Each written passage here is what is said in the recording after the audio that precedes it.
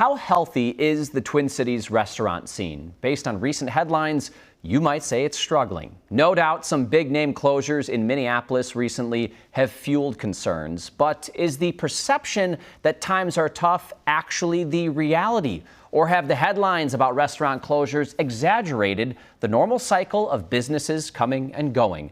I wanted to dig into the numbers to find some truth behind what could be a troubling trend.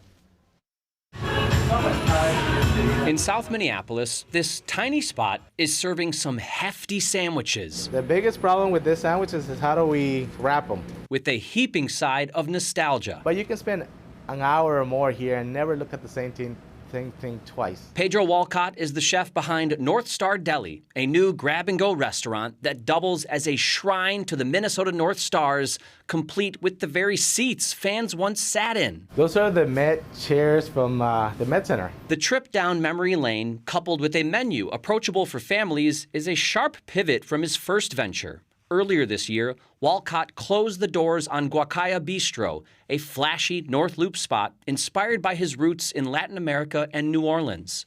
His first dream done after just 3 years. You know, we wake up doing the math, go to bed doing the math, and right now, the people are not going out to eat like they used to. What challenges stand out the most to you for restaurateurs?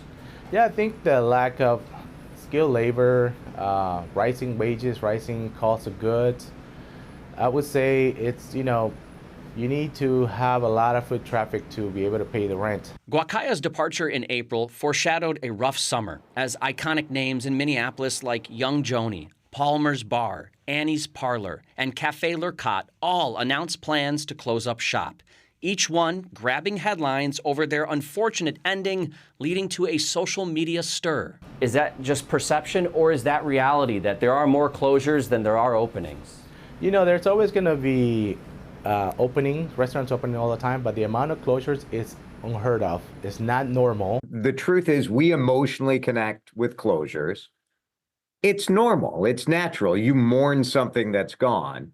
The openings kind of don't resonate as much. Jason DeRusha is the food editor at Minnesota Monthly, and while he acknowledges the rush of big-name closures, he also feels people miss what's opening. Every week I send out a newsletter that puts news of new openings and news of closings, and the closings get way more traffic. Articles about openings and closures only provide a glimpse of the health of the restaurant industry. We wanted data. So we asked the city of Minneapolis to send us records of restaurant licenses going back to 2017. Maybe this could show us if what's happening at places like Young Joni is a troubling trend.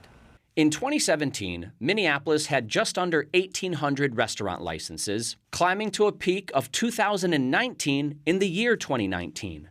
There's a steep drop as the COVID-19 pandemic hits in 2020, but the numbers quickly climb in the following years. Even still, 2024's final tally was 1,844 licenses, or 175 short of 2019. That drop could be due to license renewals. From 2017 to 2019, an average of 1,678 restaurant licenses were renewed each year. But from 2022 to 2024, it dropped to 1,600 per year, about 4.5% lower than pre-pandemic levels, potential evidence of more restaurants deciding to close. Is that a decline in your eyes that should be concerning, or is that just, a slight symptom of the state of the economy right now?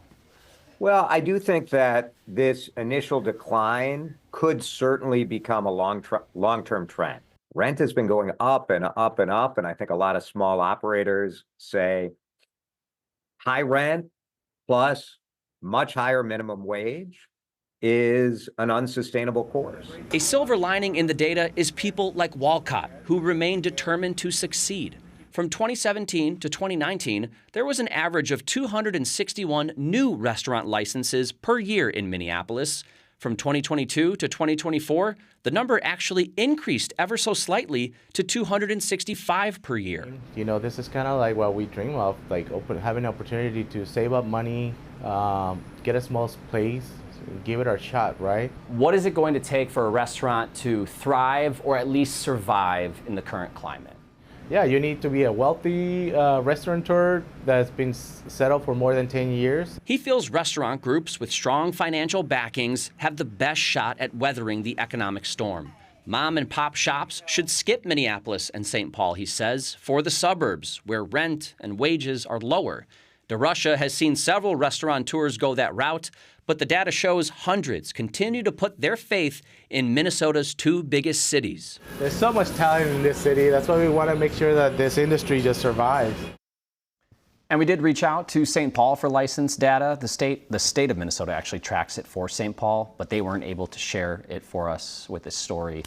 You've been here almost 2 years now, Adam. I mean, is it shocking to you to kind of see these headlines? Is it hitting to you the same way it is for other people? It seems like there are a lot of closures, but like I said, I think some of that is perception. But there's so much other good stuff here to still explore. I mean, I've only scratched the surface of the different number of restaurants that I've been able to go to. So I think the food scene here is severely underrated. I've said it before, I'll say it again. As long as there's new places that are coming in to fill those spots, I don't want to say I'm not worried, because it is still sad whenever you lose some of these places, but I think this is going to be an everlasting, diverse food scene. You raise a good point. The location where Guacaya closed in April already has a new restaurant building in it. And at the end of the day, I mean, opening restaurants, even Pedro said it, they're a gamble, right? And studies show 17% of restaurants will fail in the first year, while 30% will fail over time. So not all will be successful.